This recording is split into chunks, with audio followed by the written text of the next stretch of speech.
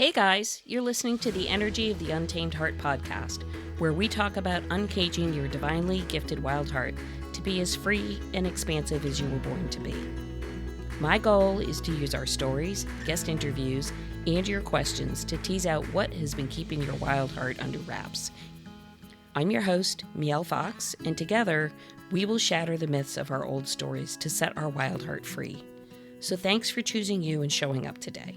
Really interesting conversation we're going to have today. Sometimes we are so caught up in our nervous system and our emotional system dysregulation, we can't even have the awareness that this is where we're at. We're just caught in the loop. Compound this with the increased prevalence of anxiety and other mental health concerns highlighted by the pandemic, of course, and beyond, and one can start to see that we are totally in the midst of a connection deficiency vortex. Separation from our societal routines, lack of understanding and compassion for our fellow humans, feeling unheard, unseen, undervalidated, has left us as a society craving connection, community, communication, and compassion. Let's just say it. Everybody is important and everybody wants to be loved. So please join me today as I chat with Sara Studerus, advocate for the mental wellness services in Canada, EFT practitioner, wellness coach, and the creator of Shift Your Shit with Sara podcast. We will talk about how society could benefit from having more open communication, networking, brainstorming, learning and using techniques to help regulate our nervous system. Techniques which can be shared with coworkers, clients alike, to help bring awareness to a starting place for healing for ourselves, for getting ourselves back into a state of good regulation. When we can regulate and be in a quieter, calmer state of being, we are not only able to hear the whispers of our heart and work towards our greater whole wellness, but we're also able to soften the cacophony of mind chatter which holds us prisoner within our mind and body. This is such a critical conversation for today's youth, as well as for parents, caretakers, healthcare professionals, and anyone else who struggles with anxiety, mental health concerns, and searching for how can they feel a part of the world versus feeling left out of the world. So let's get started. A three-pronged approach to business, and it would be to be able to use EFT to help people that basically have had, maybe it's a whole bunch of little T trauma, maybe it's something big in their life, but it's holding them back.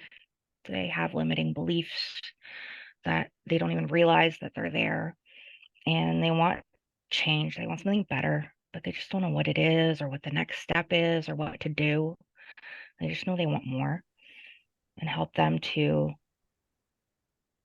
get past the things that are holding them back and identify what they really want and how to get there and make their way.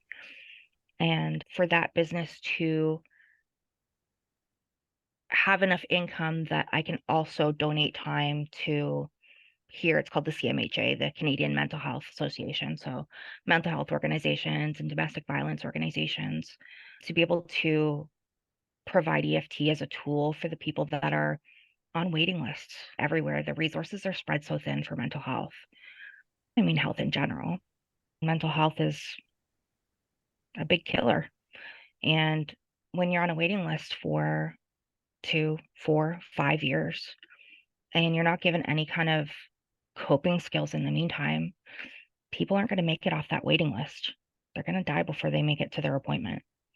And I think EFT is a great tool that people can use by themselves in the meantime and be able to, make it through the day, make it through the week, through the month, through that year. And then when they're able to actually get the services, I mean, they dovetail great together. I think it's important for people to have some kind of a coping mechanism in the meantime. And right now they just don't. And I mean, the city that I live in, we're pretty lucky with the mental health organization. They do have different drop-in programs or organized programs. But even though it's the same organization, in every city it's run differently. So the city that I lived in up until 6 months ago, even though it's literally run by the same people, there's 4 offices that have the same CEO, the same oversight, the same everything. It's completely different. And they don't have drop-in services or like programs for people to go to and register for. Do you think There, that's it's because of lack of more, staff? it could be, or it also could be, it's a pretty recent thing that they've amalgamated. So it could be a resistance to change. We've always done it this way. Yeah. Or like trying to reallocate resources, because there it's more reactive, and here it's more proactive. So it's interesting to see how the different cities run. And even recently, I went to a town that's about 3 hours from us. A town, no, it's a city. It covers like a whole region, almost a whole, they cover almost like the whole county. They had a mental health event that they were partnering with the local chamber of commerce and a few other businesses, and talking about like mental health in the workplace and the importance of talking about mental health and things like that. And I thought, oh, this is interesting. We don't ever have anything like this in our area. I'm going to go check out what it is. And then, I mean, I can always come back to the one here and be like, hey, look what everybody else is doing around here. Like, do you think maybe this is something that you guys would be interested in doing? So I went there and I was asking a lot of questions. They're all like, oh, so do you work at CMHA in London? And I'm like, no, I have nothing to do with them. I just think we need something like this in London. So I drove down here because I think it's important. And they were all like, oh, okay, sure. I want to find out more about mental health advocacy. When I was at I guess it wasn't quite the lowest point, because I mean, I was in the hospital, I was alive. But when I had a resident come to me, and I'd only been out of a coma for 2 days, and tell me that because my mental state was a 5 out of 10, and it had been for 4 days or for 6 days, 4 of those days I was in a coma, that they were going to discharge me from the mental health program. And I was like, no, no, I'm not here because I came for knee surgery. I know you need to fix my knee, but I'm here because I tried to off myself, and we're going to do something about that. You can't just discharge me from this program. We call it formed here in Canada. So basically committed. Somebody has to watch me 24/7, have their eyes on me all the time. I'm still formed. You're going to discharge me from the program? Like, no, this isn't right. And I said to him, look, if you think that discharging me is a good idea, you're in the wrong program. And if you think that discharging somebody at a 5 out of 10 is appropriate, you're in the wrong program. And there's so many people that are in that position, or maybe not even like that deep into things, maybe just like in that like dark place where you're at home and you're isolating yourself from everybody else, and you don't think it's going to get any better, and nobody seems to understand, and people just use the 4 words that I hate: why can't you just? And they just don't have the bandwidth or the energy or the fight or the capability to say no and fight back for themselves. And when they're told no, they're just like, okay, there's no help. Okay. And so I was like, okay, once I can take my fair share of rejection plus a little bit extra, then I need to get into advocacy. I can't let it deteriorate my mental health again. But there's so many people that can't speak up for themselves, and they need somebody to.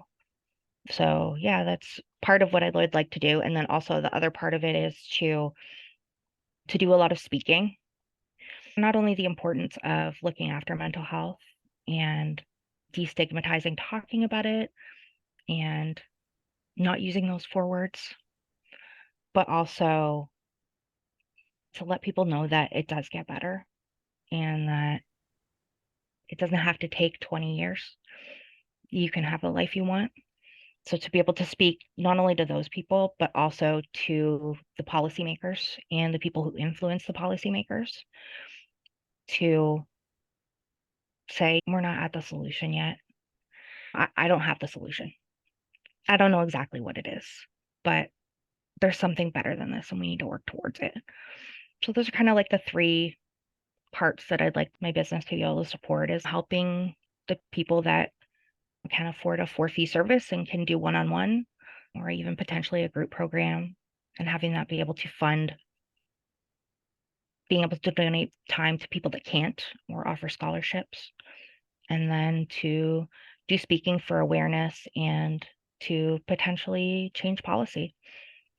I think it's beautiful, and it's so needed, and it's so needed in so many different venues. I'm in Hmm. healthcare, and it's not only our patients who are in desperate need of Oh, services for challenges, but it's also for providers, support care service providers. providers who Hmm.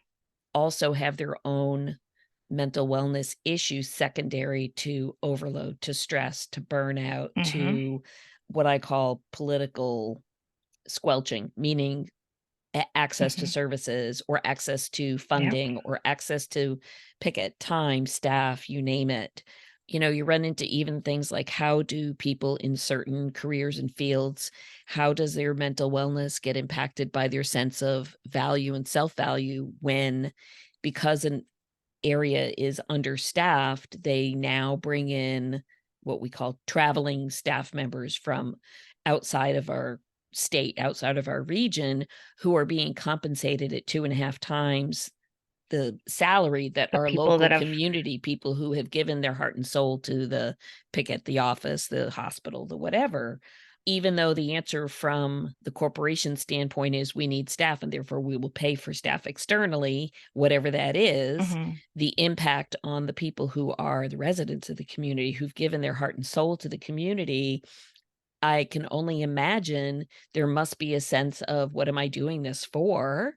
Because I'm not Hmm. being seen as valued. So rather than increase benefits to our existing staff, they're allocating dollars Hmm. outside of our community. So I find that an Hmm. interesting component of how does that impact the overall sense of wellness for your professionals who are in a Hmm. service industry, as well as the recipients of said service being clients, patients, Hmm. the average person who is not in that position.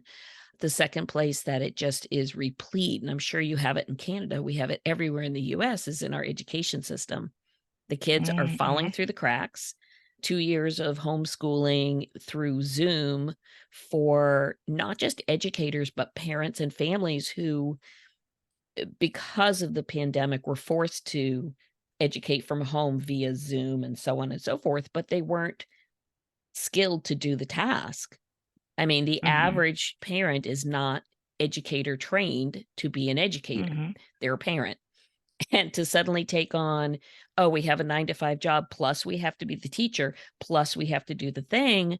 I think there's a percentage of our kid population who has absolutely had a few gaps in the education through no fault of their own, as well as the impact of not being able to express socially for a window of time has created a whole new set of what I would refer to as mental wellness coping mechanisms. So they don't Hmm. grasp how to cope with their anxiety. They don't grasp how to conduct reasonably in a social setting where there may be triggers or there may be situations that they're not prepared for because they haven't been brought through that. They haven't been taught that. And Hmm. so it builds a lot of difficulty secondary to just not being out there in the public, in the school system, on the playground, in community activities, playing team sports, whatever the thing may be. I'm really interested if you see that. I know you're back to I'm going to start back with my business, but I'm sure you must see that Hmm. even where you are currently. I think Yeah, for sure. I've noticed with a lot of a lot of my friends, it's kind of split. A lot of them have older kids that are like in their late teen 20s, and then some of them have like younger kids.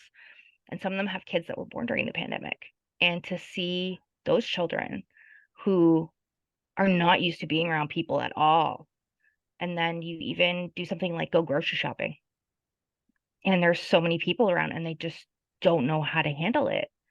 And they're either fascinated by or terrified by the fact that there's so many people around and just completely overwhelmed. I think that shows a lot what's probably underneath for the kids who can mask it, who have social skills because they've been in school for 5, 10, 15 years, and then, have this 2 years out of it so they can mask it and be like, yeah, I'm fine. But then you see that, like you said, the coping mechanisms that, maybe aren't healthy because, did we spend any time in this schooling focusing on healthy coping mechanisms and like dealing with the stress of the situation and like the change and the difference? No. Did we focus on things like some of the more not used in practical everyday subjects? Yep. Um, and would it have maybe been better to replace that with some of this? Probably. Yep. And, just like you were saying for the parents, the overwhelm of like, I can't even imagine being a single parent. 2-parent households, I'm sure it was difficult as well. But like, can you imagine being a single parent with even a single parent with more than one child?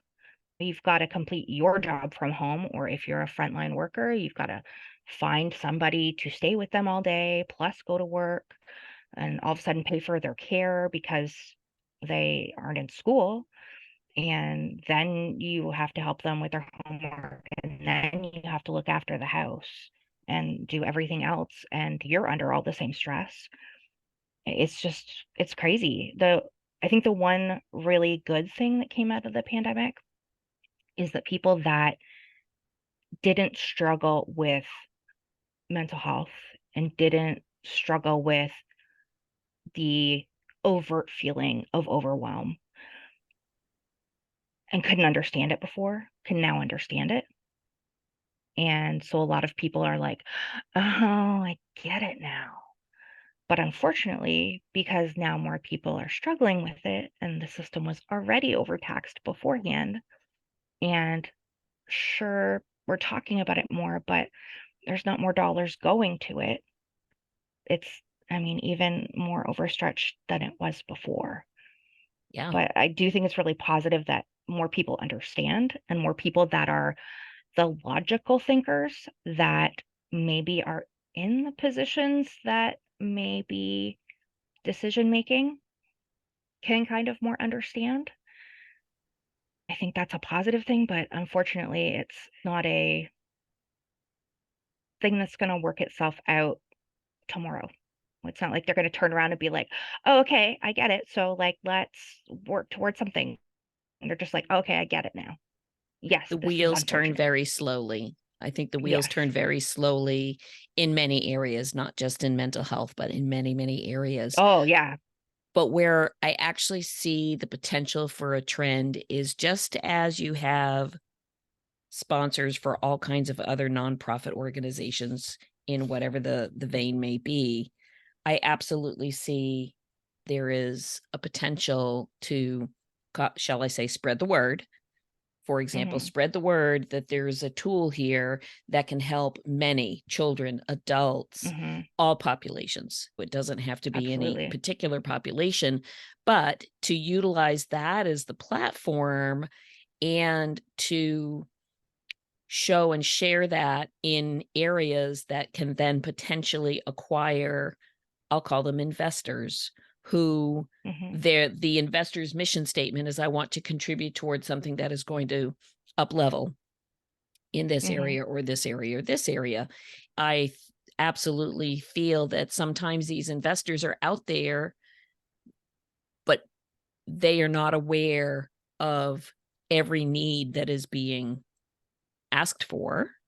It's a little bit of a catch-22. Like, you need the investor Yeah. to promote the service, but you need the service to be present and seen in order to attract the investor. So it's sort of Hmm. this little double-edged sword, but certainly where you come from personal experience and you've learned a tool that helps you to work through your own situations, as well as being able to use this tool to help other people in similar situations see that, yes, through the darkness, there is the light. It can be found, it can be exposed. You can lead a better life for yourself once we can show you how do you see it, how do you find it. Hmm. It's a very, very pertinent tool in today's society. It's interesting because I think we all come to it with our own flavor, let's say. There's many of us who have the tool, like you. I practice EFT, but my wheelhouse, my area zone of genius isn't your area of zone of genius. And so I think you could have 100 people who are all skilled in tapping, but their capacity to convey that to the audience that really needs that is going to vary by practitioner. And so I think you are Absolutely. absolutely perfectly poised to be in the advocacy area for mental health for lots of reasons. I mean, obviously, you've already walked the walk, sure, but Mhm. you have a good feel of how is the system either working or not working. And you have your finger Mhm. on the pulse of these are the agencies that may be involved. And that I think is going to, like, one door opens and then the next door opens, as opposed to all the doors Mhm. open all at one time. I absolutely feel that you can move this forward for sure. There's a place for it kind of everywhere. I know there's been a lot of talk in the people that were in the same certification as us that are, starting to work with children and teens and looking at can this be integrated into the school system? And I know some school systems are integrating it as early as kindergarten, which is amazing, helping with emotional regulation.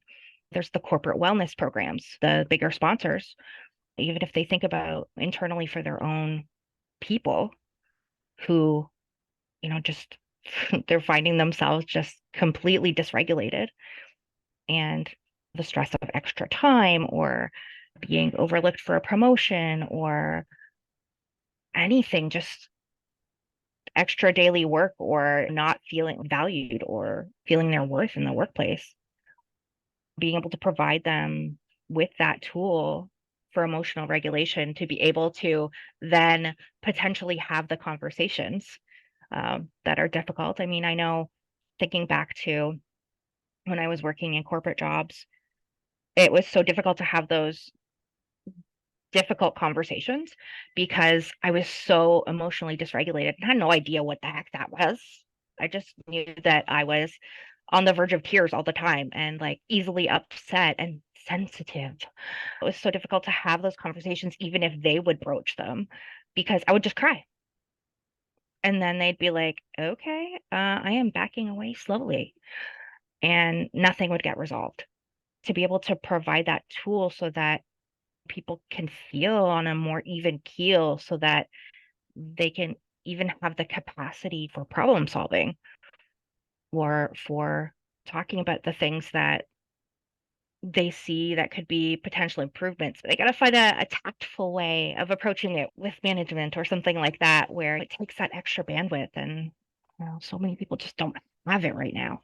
So I think So I many think, people yeah. absolutely feel they don't have it, but what you say is so critical. Some people, you said even for yourself, like you didn't know what you didn't know. You didn't know Hmm. that the I'm on the verge of tears or can't hold a conversation. You didn't recognize that as being a piece of I am dysregulated in my nervous system.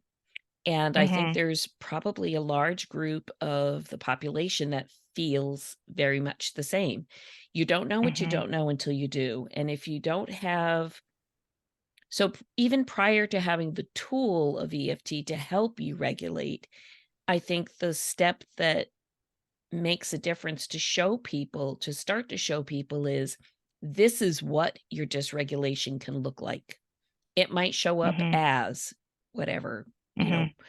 Having sudden the eh, language the and language the to say this is understanding. yes, because it's great truthfully to say, here, I've got this thing, use this. But if someone Hmm. doesn't understand that maybe they need that, Why? they're like, Hmm. why are you giving this to me? Like, for what reason? Hmm. So it's Yeah. almost like the step before the step of awareness to show people if you experience X, Y, and Z in your life, these are all indicators for you. And Hmm. guess what? I got a tool that can help. And Yeah. then so the end point of having where you say to have the capacity to engage in the conversation, absolutely. we all want to have the capacity. You can't have the capacity when you're in that constant fight or flight state because you simply cannot Mhm. put two thoughts together properly. You're moving in a time and space continuum of I just got to survive.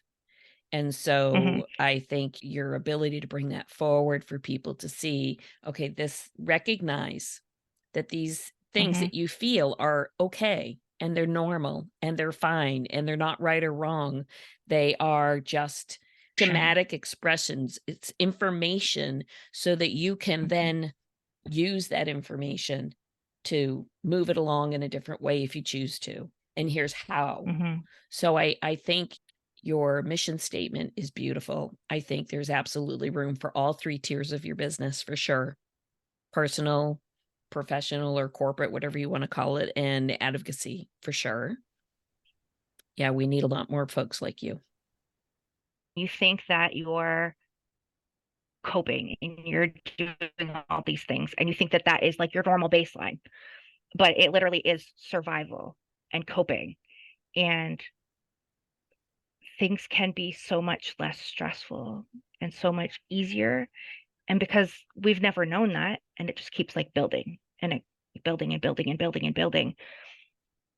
And like so many of us, I think, don't even realize that we can have different. I never would have realized back working for corporate that I didn't have to be on the verge of tears all the time. I was Right. just sensitive, and that was the way it was always going to be. And I couldn't recognize that that was emotional dysregulation and that that wasn't everybody's normal state. Um, and, until you get discussing that, and I mean, even, we draw people to us that are like us. So even like a lot of my friends have that same survival a mindset that we don't realize is survival, that we just think is the normal everyday baseline. So you even discuss it with them and you're like, yeah, yeah, this is everybody's normal. And then all of a sudden somebody else is like, what are you talking about? That's not normal. I think too, that's been an interesting thing to see on people always talk about how evil social media is. But that's one thing I love about TikTok is that I always say their algorithm be algorithm because it literally like you swipe and it brings you what you interact with. It brings you what you see. It doesn't bring you extra crap. You see all these people that are like, especially right now with ADHD, and they'll be like, what do you mean that everybody doesn't have this like constant internal dialogue in their head? And just finding out like the differences for so many people. And then finding so many people that, when you feel alone that are the same. I think it's been really great for that. When people are like, oh, I never open TikTok. It's just like there's all this negative stuff. And I'm like, what are you talking about? Mine is all stuff I want to learn about and So like I funny think that's animals. such a great It's point that literally you what you make. interact with. So Correct. don't So interact any of these with platforms, they can be whatever you negativity. choose. If you want to see all the not positive things, then that's what you're going to click on and that's what you're going to get. If you want to focus on more uplifting, more Hmm. enriching, more engaging positively in whatever, whether it's looking at furry animals or people dancing or singing, it is what you choose. And you are correct. The algorithm is a little bit like the gigantic energetic equilibrator. What you choose to jump Yeah. on, go to, is what is brought into you. That's very much like when we talk about how do you want to put your message out to the universe, the more of how you are and Hmm. who you are and where you place your focus is what you will continually draw back to yourself. So it's very interesting that even for people Hmm. who are not kind of tuned into vibrational energy and frequency, they certainly understand the concept of you can shift your social media algorithm by shifting your free will and choice. Well, that same concept applies to everything in your life. You can shift your bandwidth, your Hmm. frequency and vibration to draw back in what is of similar should you choose that. And I think the difficult place for people who are just so lost in the chaos of I can't even see outside of the cloud here is just the momentary unawareness that, oh, you mean I'm not the only one that feels like this? Oh, you mean there's more like me? Oh, I see. So the Mhm. beauty of things like a podcast, having conversations like this, having dialogue is really for listeners to feel seen, feel heard, understand they're not alone, Mhm. understand there are pathways if you choose. If you're like, okay, I've had about enough of feeling poopy, I'm ready to feel good now. There are pathways to Yeah. that. And so it's a gift. What you can Mhm. bring to the world, you're a gift. And it's why we're here. We're here to bring what we are gifted with forward to help those who need a hand.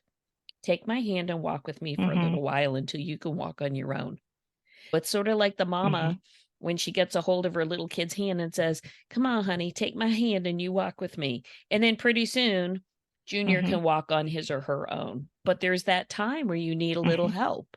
And I think Yeah. the people like you, like me, and many others that we associate with and connect with and collaborate with, we're the hand to walk part of the journey till you feel strong enough to walk Mhm. and do it. Yeah. So tell Yeah. me, I know you're restarting things. Where do we find you? Are you rebranding your podcast? I'm not gonna rebrand it. Everything's gonna stay the same. It's so everything, my podcast, my socials, my everything is under Shift Your Shit with Sarah. I'm on TikTok and Instagram, kind of on Facebook, but mostly just for business groups. And I'm going to be relaunching my podcast probably in the next month or so. I'm kind of doing things a little bit differently. I originally was kind of just exploring literally on my own different little things that ways that people could try to make little changes and see how it felt and maybe, work towards making big changes. I think I'm going to get more into doing more interview style podcasts because if I bring in somebody who, say, specializes in hypnosis, they can tell me about, oh, yeah, I had this client that they felt like this, and over however many sessions they were able to feel like this. And we can talk about the benefits of it and things like that. It'd be cool for me to try out some of it and have my own experience. I think it'll be faster and more cost effective for me to be able to basically interview people that do it. And maybe not even people that are the top person in the whatever, but just the everyday people that the everyday person can access, um, so that everybody can kind of try something. And they also will be able to give more information on, like, oh yeah, this is like the tiny thing that you should try. This will be the most effective little thing that you can try, because that's what I always try to have, like a tiny takeaway that Yeah, people, if they're like, oh, this sounds interesting, they can try it out. Because I mean, there's so many tools and not everything works for everybody. exactly. And so for me, it's like, try all these tools. If you like it, put it in your toolbox. If you don't, we'll leave it where you found it. Right. Beautiful. Beautiful. So I'm going to put all of your contact information in the show notes. And Amazing. I will follow you, of course. And I'm wishing you the very, very best. And I'm so excited to have had a chance to catch up again. It's been really good. Yes, it was so good. Yeah. All right. We'll stay in touch and I will Thank you so put all of much. this in the show notes for you. Sounds Thanks. amazing. All right. Thanks Good for for you. taking the time. Yeah. Oh my gosh, another great conversation. I really feel like today's conversation is an icebreaker for where we are as individuals, how we can start to make a difference for the collective one heart at a time. Showing compassion, creating inclusion, not turning away from what we may not understand, and taking time to let someone feel heard, seen, and know that they are loved just as they are. All of these are key components to bringing us to a more unified place in society. Having tools to help us regulate our emotional nervous system and get out of the survival, flight, fight, freeze mode is critical to start to open the pathway to awareness that there can be another way. With the awareness, then you can start to take action steps. With no awareness, you're just constantly cycling in the loop. So I really want to thank Sara today for advocating for her province, for people in need of mental health services and support. She is an absolute lighthouse in what can be seen as a very foggy harbor. Look for her in all the spaces at Shift Your Shit with Sara.